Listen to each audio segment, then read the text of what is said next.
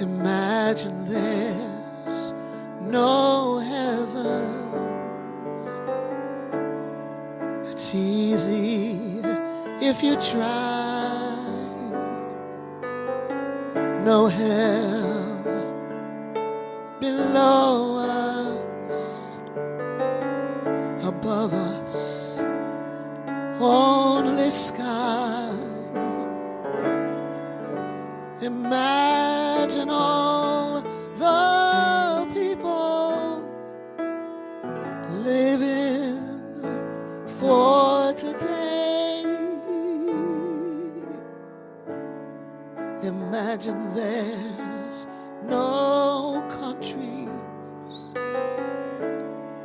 It isn't hard to do.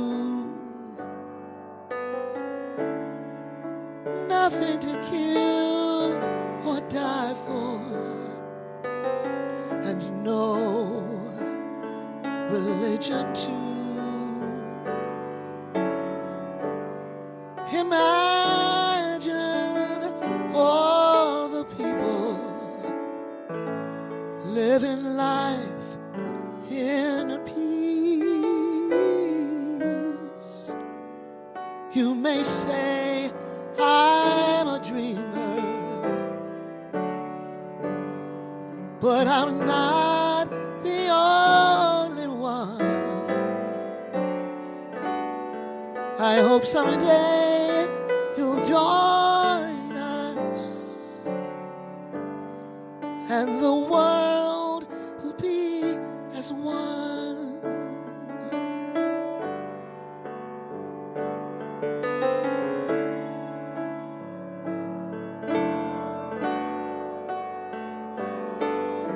Imagine no possessions.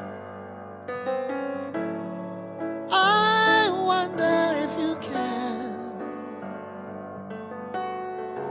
No need for greed or hunger. Brotherhood, sisterhood of man. Imagine all the people sharing all this world. Ooh. You may say I'm a dreamer, but I'm not the only one. I hope someday you'll join us, and the world will be as one.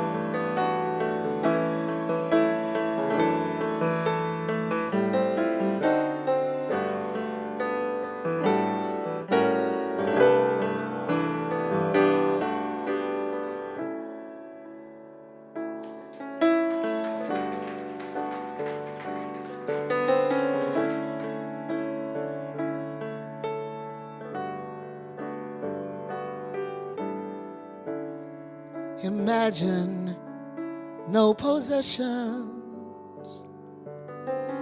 I wonder if you can. no need for greed or hunger. Brotherhood, sisterhood of man and woman. Imagine all the people sharing all the world. You may say I'm a dreamer, but I'm not the only one. I hope someday you'll join us, and the world will be as one, and the world will be as one. Ooh, yes, and the world will be as one.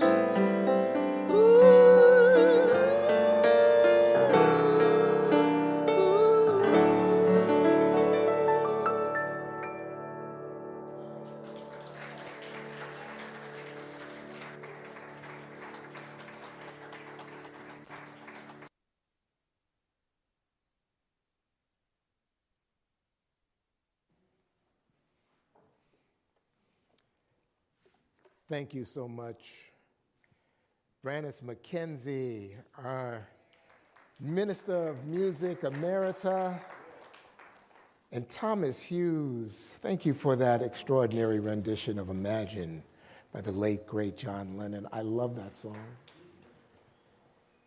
Imagination is the portal through which our best ideas, our highest ideas for heightened living come through. It is the place where we're suddenly aware of other possibilities. They seem to arrive through this portal of imagination like magic. Where did I get that idea? J.K. Rowling, who you may know is the author of the Harry Potter series, said that I don't know where the idea for a kid that goes to wizarding school came from.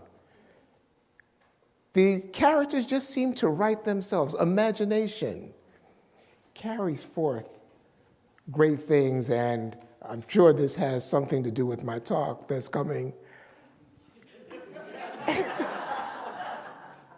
And while I am being grateful for Brannis and Thomas, I also want to lift up my colleague and dear friend and sister, Reverend Sonia. You may not be aware, but Reverend Sonia has been doing all the things from at least 7 o'clock this morning that I'm aware of.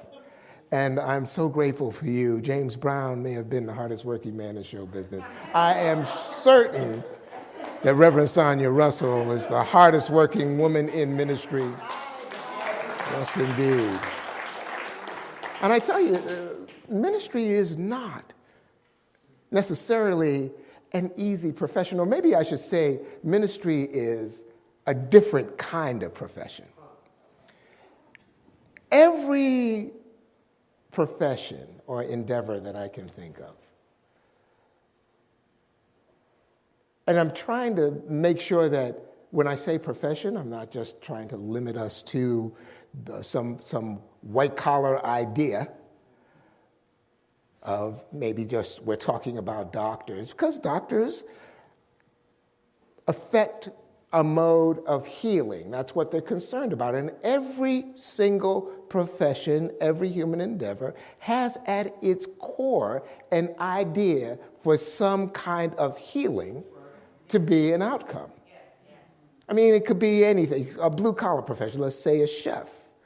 A chef has an intended outcome of healing that looks like either nutrition or at least satiety for the people who are, partaking of whatever the chef has prepared.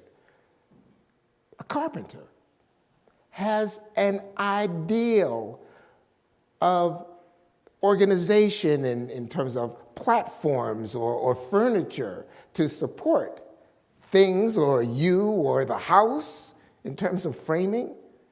That's a kind of healing, the healing of organization. A plumber brings about a healing in your home when the water is either not going out the right way or it's not coming in well enough. I can go down the list of professions, and everyone I can think of except one, they all have something in common. And that is they're centered, or the outcome has an effect on at least one of the 5 physical senses. Okay, so like with a chef, you get to taste something. With the carpenter, you get to feel something or see something. Every profession has some sort of physical, external kind of outcome that is recognizable as the healing. Not so much with ministry.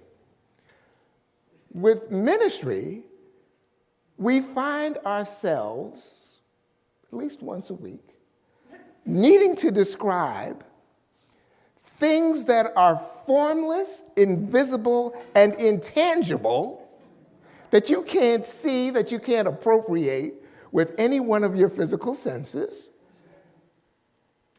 so that after whatever you've been through in the whole week, you come to places like Heart and Soul Center of Light and say, Minister, enlighten me. This was a heck of a week. Let me leave here with evidence that something has happened. I can't give you anything that involves the 5 physical senses. However, we do bring something that has to do with beingness. And I'm thinking of our beloved Reverend Dr. Andriette Earl right now. She describes herself, as you know, as a serial preacher. And it occurred to me this past week, you know what? It seems like how else can you approach this job?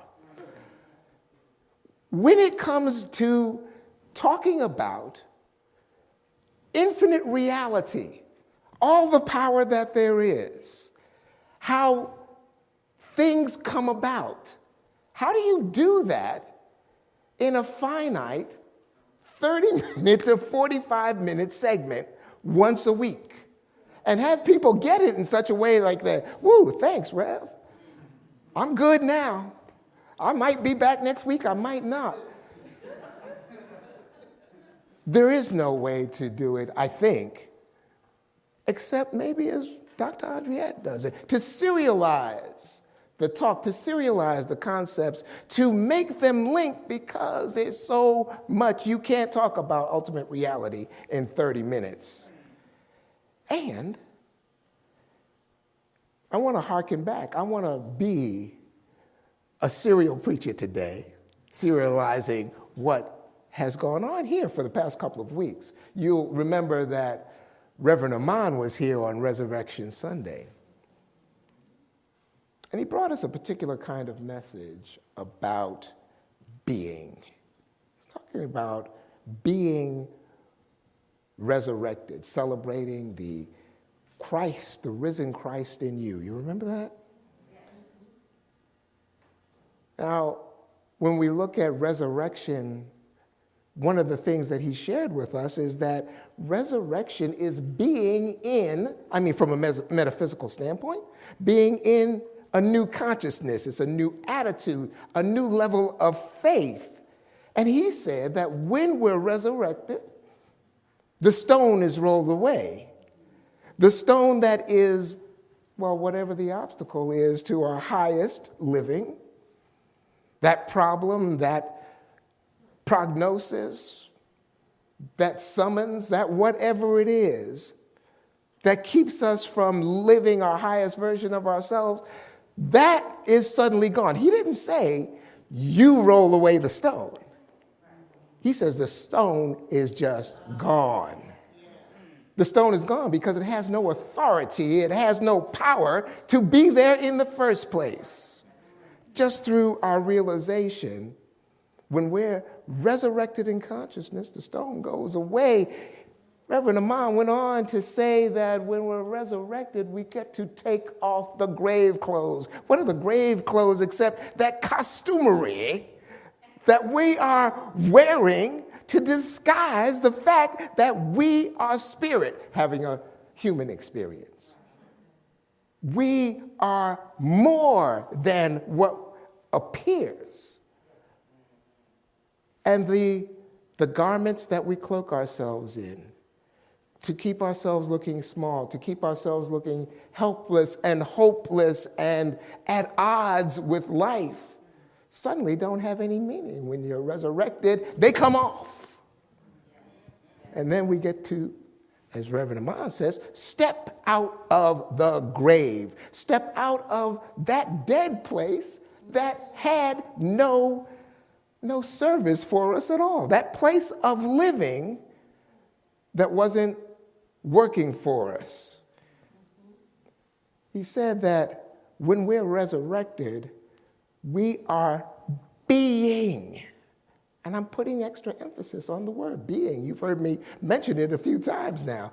Being in the flow of a divine destiny to realize a purpose. Those were his exact words.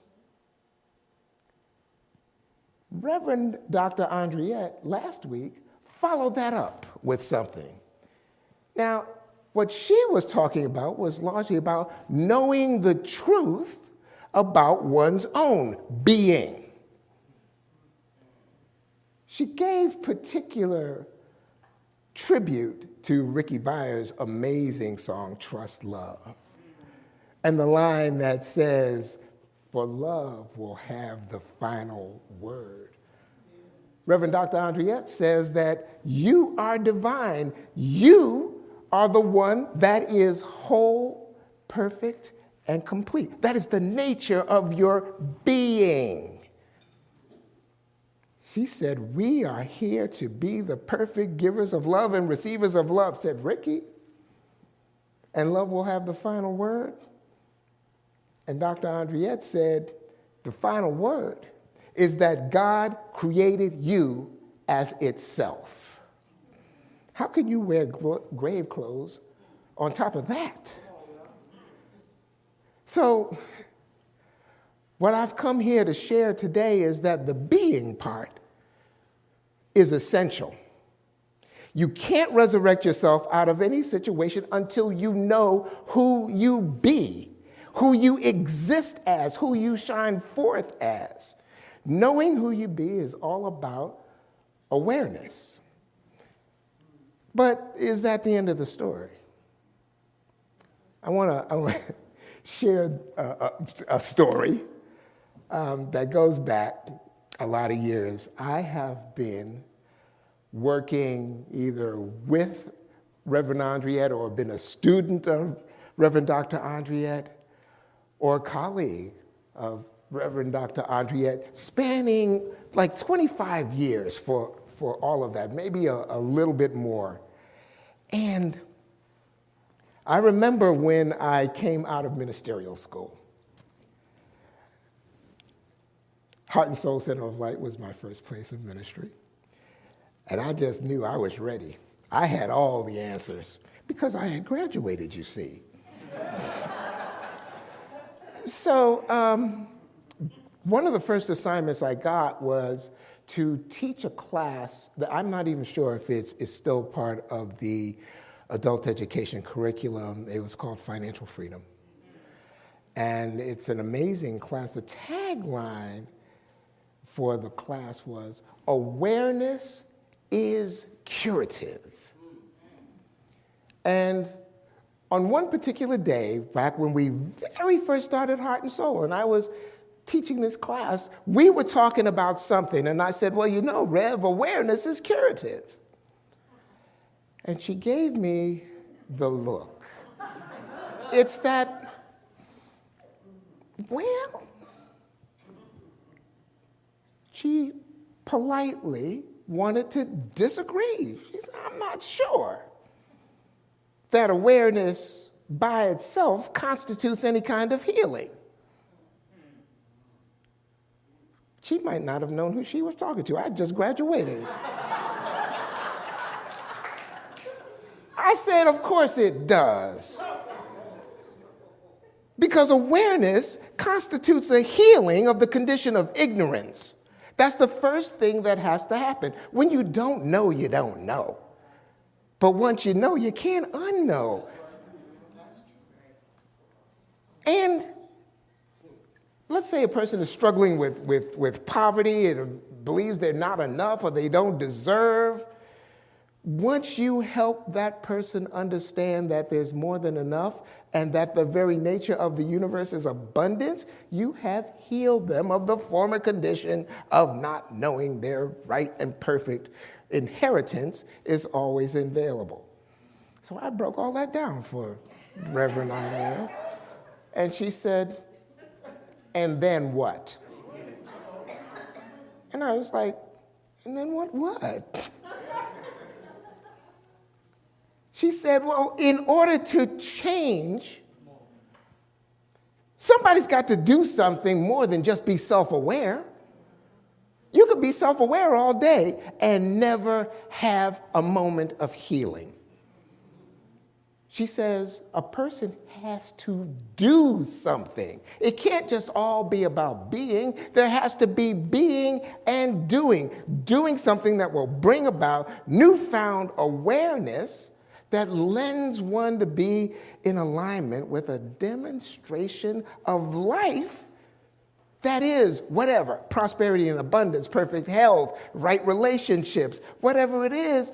And she said doing is the only way that such a person can be healed of that condition of seeming lack or limitation. At that point, I was finally silent. I was silent because she was right. I mean, we both were right. Awareness is curative in that it cures ignorance, but you've got to do something once you have awareness. You got to do something to engage a healing activity. Now, my talk today is really about this interplay between being and doing. So being, of course, lends itself into doing. That's what kind of I've been leading up to. But I want to offer a slide. It's up there already. Boy, they are on it. So the interplay of being and doing. Being is having a conscious awareness of the nature of God and your relationship with God. There is one life. That life is God's life. That life is my life now. That is the core of your being that helps place you in a position to have a healing experience. But then there's doing, and the definition that comes up around doing is engaging spiritual practices that pull substance into form. Now, what in the world does that sentence mean? Well, we know what spiritual practices are. Certainly, well, we should. Here at Heart and Soul Center of Light, we talk about spiritual practices kind of at length, all the time, every week. And yet, I think there's more to say about it. What is this idea, or better yet, why do we need to focus on spiritual practices? Sometimes I get the impression that people are like, oh, there he goes again, talking about spiritual practices, spiritual practices. Well, spiritual practices are like this picture that you see in front of you. You're an electric car. The charger is spiritual practices. Spiritual practices are like a charging stations that keep you energized enough, powered up enough to bring you into a state of realization where you know you can live at a higher level and have a greater expression of life. A greater expression of life without anxiety, a greater expression of life without fear, a greater expression of life without stress. And spiritual practices are done as a matter of habit with some repetition. That's the part that kind of gets on people's nerves, I think. But it's kind of like my dear sister and colleague, Reverend Sonia, says, when you go to the gym, you don't do just one push-up. Repetition builds mastery. And that's what it takes to pull substance into form. Now, that's the tough part of this sentence, this definition of doing. What does that even mean? Pulling universal substance. First of all, what is substance? Well, let's take a look at, I've offered up a definition of substance. If we could pull that up. Substance is something that is real. And I'm going to tell you that I had the great pleasure of being co-facilitator of a book, a class called Spiritual Economics. This is the book. It was written by Eric Butterworth. It is an extraordinarily powerful book. Whether or not you ever have an opportunity to take the class, you might want to read this book. But substance is described not only in this book, but just about anywhere you look in metaphysics as a formless, invisible, intangible, here we go again, right where ministers live. And it's a ceaseless flow of God's goodness everywhere. There's no spot where God is not. And everything that you desire is already a reality within universal God's substance. Within the mind of God, there is everything that you can imagine, have already imagined, or ever gonna imagine. And God is delighted to give it to you. It is the Father's good pleasure that you should have higher living. Now, the whole of God's substance, and this is like the next slide, Pam. Eric Butterworth, who wrote Spiritual Economics, says the whole of God's substance is present everywhere at the same time, everywhere in space, but not only some of it. All of it is present all the time. It's challenging, perhaps, to get your head around this idea of substance being a thing. It's not just ethereal. There's this current, I'm a little bit of a science geek. Some of you know this. There's this concept in astrophysics these days where scientists are talking about something called dark matter. Now, they can't see dark matter.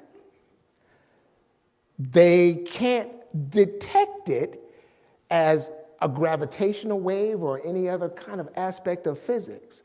But when they look far enough back in time at the span of what they can see, the tiny sliver of the universe that they can see, they see that the way that stars and galaxies are ordered in that sliver of the universe can't be just by like accident or happenstance. There is a particular something that is ordering the cosmos. But they don't know what it is. They can only prove it mathematically. This, by the way, is where science is starting, whether it likes it or not, to converge on some spiritual principle, because that's kind of the same. I'm not saying that dark matter is substance. I'm saying that substance is kind of like that. You can't detect it, you can't see it, but it is there, and it contains everything that you need, not just some of it, but all the substance in the universe is present at any point of human need, when you need it. There's no place on earth where there is an absence of substance. There's no place in all the universe where substance is any more present or any less present than right where you are. I needed you to really get that. That's why I highlighted the word you. Because what this is talking about is this concept of substance, which is more than a concept, is available completely to you. The thing is, you have to figure out how to download it. You have to make it real to your experience. And I've got one more slide that talks about substance. I believe.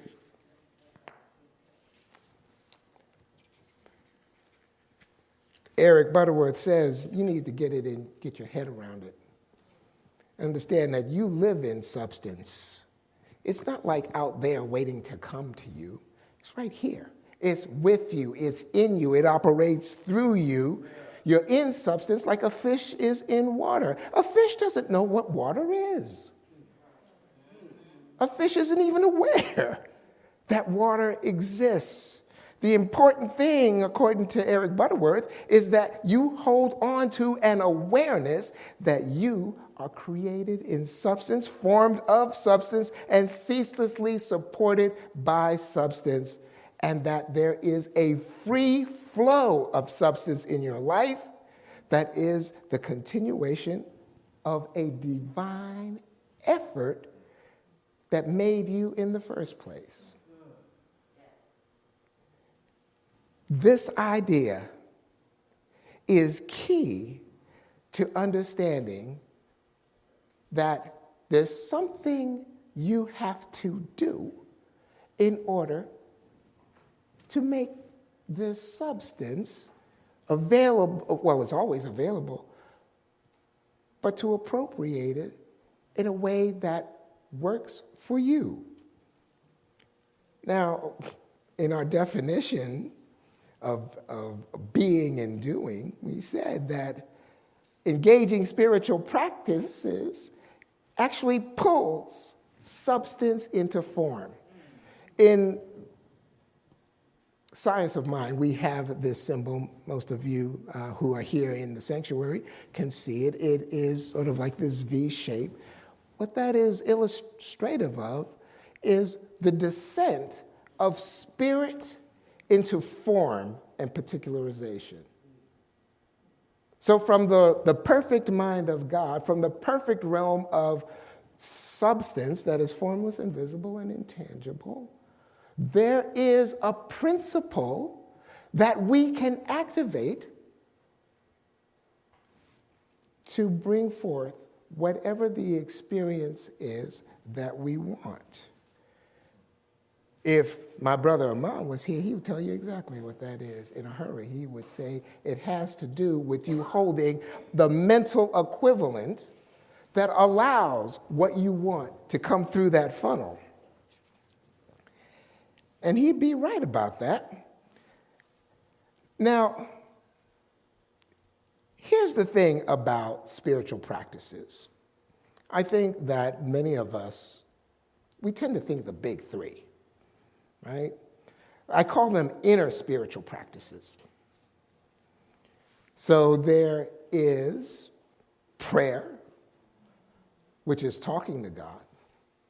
This is where we get to express our love of God. This is where we get to express whatever is going on with us. This is where we get to proclaim the truth about our living situation and the glory of God. And what does God say? God says yes. God only says yes. I seem to recall that in the song. Then there's meditation as a spiritual practice, another inner spiritual practice. This is about listening to God, being still enough to allow whatever God's idea is to sift through the noise, through the clamor, to settle on our hearts. For a long time now, I have been one of the chief people around here who does visionings. Visioning is a spiritual practice in which we do, it's a meditative spiritual practice. We open ourselves to literally download what's God's idea. We're downloading substance. We're downloading the direction, the information, the things that tell us what to be. The name of this center, Heart and Soul Center of Light, came through that process, a meditative process. And then there's journaling, rounding out the big three inner spiritual practices that we use to do things. Journaling is this communing with the divine presence within us through self-exploration and self-exploration or introspection. So I know that you're familiar enough with these three forms of spiritual practice, but there are many others. And I want to lift up at least three others that are more outward facing. Not so much inner spiritual practices, but outer spiritual practices. They're giving, gratitude, and forgiveness. We don't tend to think of these necessarily when we engage our spiritual practices, maybe not right off the bat, but they are important. And I want to try to address them one at a time so that we can see they're a little bit kind of multidimensional as well. So first there's giving. Right? Giving is God being the divine givingness of the universe. We are created in the image and likeness of this divine givingness. And Eric Butterworth says, you can't make any sense out of life or realize the free flow of substance in your experience until you see yourself as a giver. This is important. You can't begin to see yourself or make sense out of life until you see yourself as a giver. He says that givers are convinced that life is a giving process and that there is a motivation, or that people who give are motivated in all kinds of ways to what? Give themselves away. I'm thinking of our Minister of Music Emerita, Brannis McKenzie, whose song says, "Throw it away." Throw one's self away into the love, into the grace, into the peace that we would have in our lives. Throw ourselves away. And moving on from giving, move on to that next slide, would you please? I believe that should be gratitude. So, gratitude is all about giving thanks.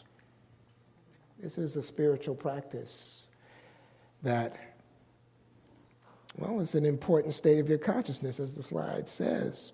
Keeps you in an awareness of oneness, in the divine flow. You hear me say this word over and over again, flow. Every single morning, the first thing I say to myself is, I am in the flow. I'm in the divine flow of all good.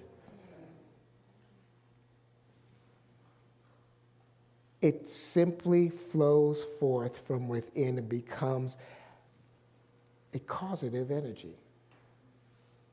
Giving thanks causes something to happen. Being appreciative of the blessings that are already in your life causes some more blessings to rise up in your experience. Is this making sense? I can't believe that I'm telling you anything you don't already know. But the part that you might not have at the front of your consciousness is practicing this, practicing being grateful. With regard to any ideas or problems of lack, Eric Butterworth says that even if you have these kinds of issues, even because of them, the need is to get yourself recentered in the awareness of the ever-presence of substance. How do you do that? Reminding yourself that that which I need is already here. That which I need or want, I already have. Holding the mental equivalent and knowing that it's already done. Getting that feeling tone internally so that that mental equivalent has a resting place in you. And remember, God only says yes. Once it senses that you are in alignment with what is true, yes is the answer. Keeping yourself centered in this awareness is the most effective way, or the most effective way to do that is through thanksgiving, I think is what Butterworth is saying. The last spiritual practice I want to speak to, and I want to try to do this, there's something coming up for me, and I'm like wondering, should I share it? It's one of those moments that Dr. Adrienne has, when she goes, no, I don't want to talk about that, and someone's going, yeah, go ahead and talk about that. I'm having that kind of thing happening. But in forgiveness, I'd like to show that slide, please. I've offered you some ideas, one from Scripture. You can read that for yourself, but the basic idea is that the universe is not holding anything against you.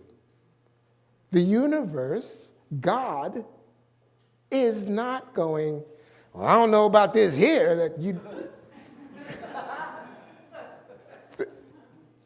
The universe of God is love that supports and lifts you up. Return to me, for I have redeemed you. Effectively, God is saying, there's nothing to forgive. You're already off the hook. You're mine. I love you. That's why you exist.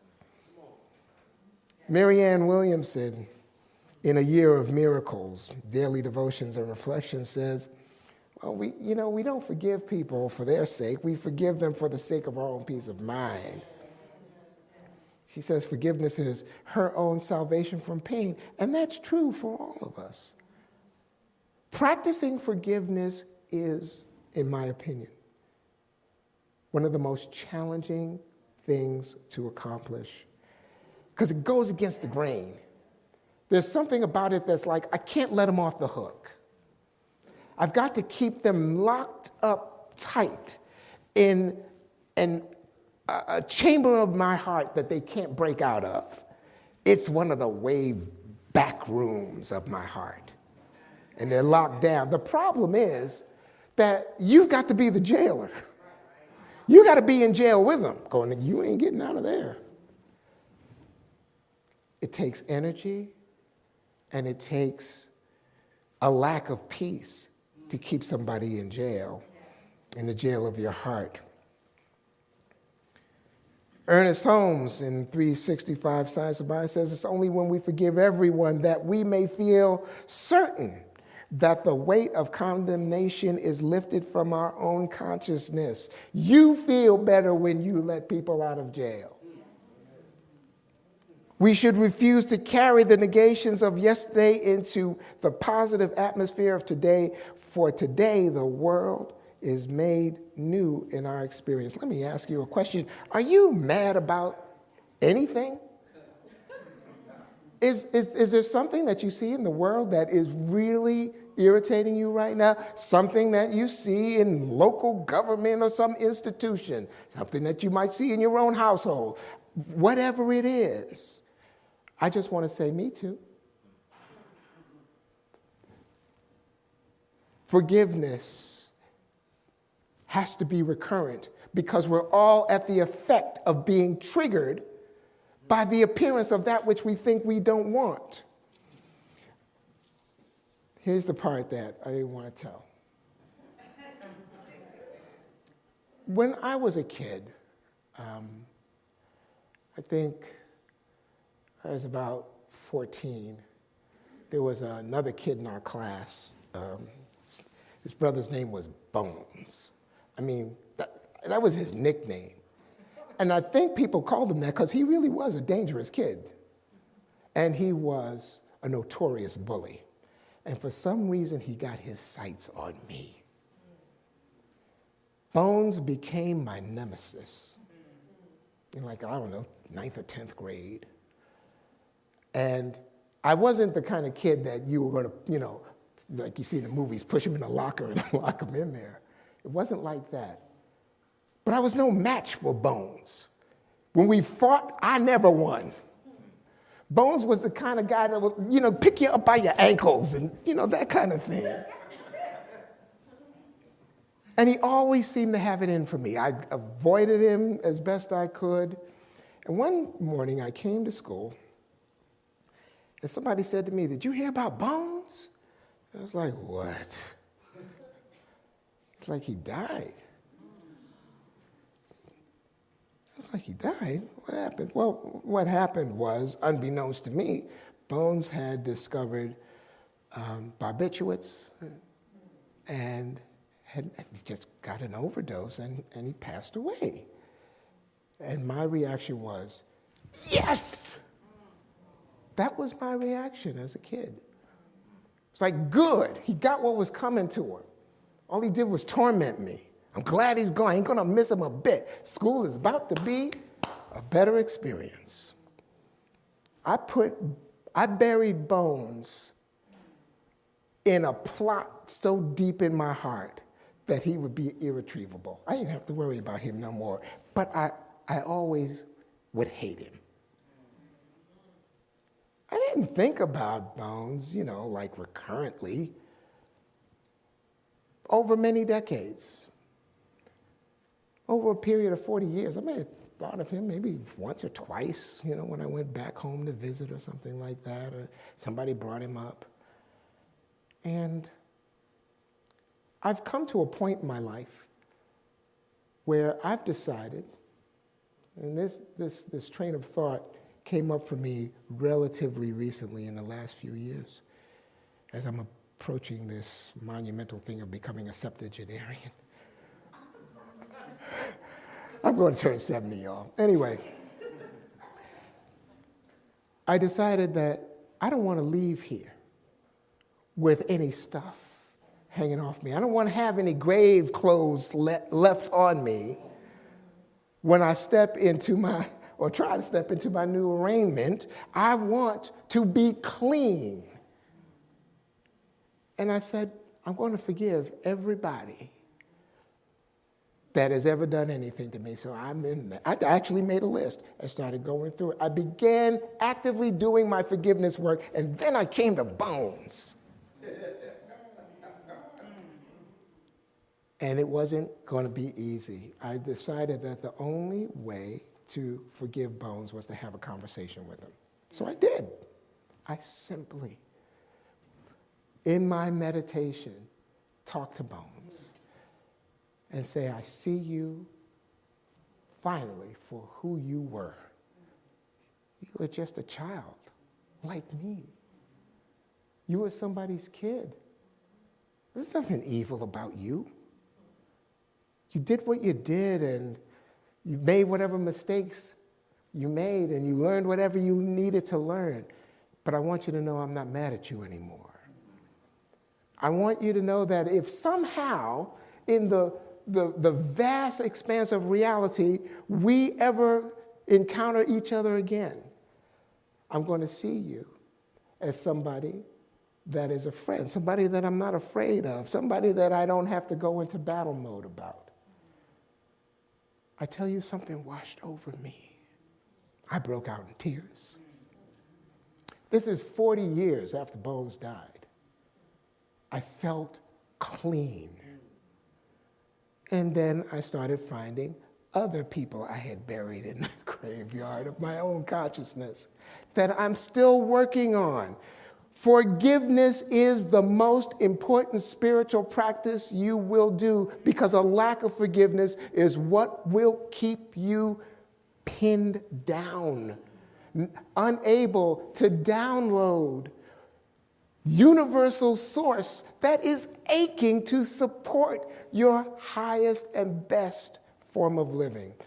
I'm about out of time. I want to say, this idea of being and doing is really part of a three-legged stool. We hadn't had time to talk about the third leg today, which is having. Dr. Andrea talks about that all the time, doesn't she? That which is ours to be, do, and have. Well, I'm also a serial teacher, serial preacher, and so the next time I come around, we'll get around to the having aspect and how this all ties together, because having, by any other word, is manifesting, actually receiving that which you most want in your life. In the meantime, I'm going to ask you to not only engage these spiritual practices, but to believe something, to believe that love is the great healer. Whether it's Reverend Amon, Reverend Dr. Andriette, Reverend Sonia, Reverend Jack, myself, we're always talking about love as being the one aspect that sweeps everything away. Everybody's got bones in their life somewhere. Love heals that. So believe love.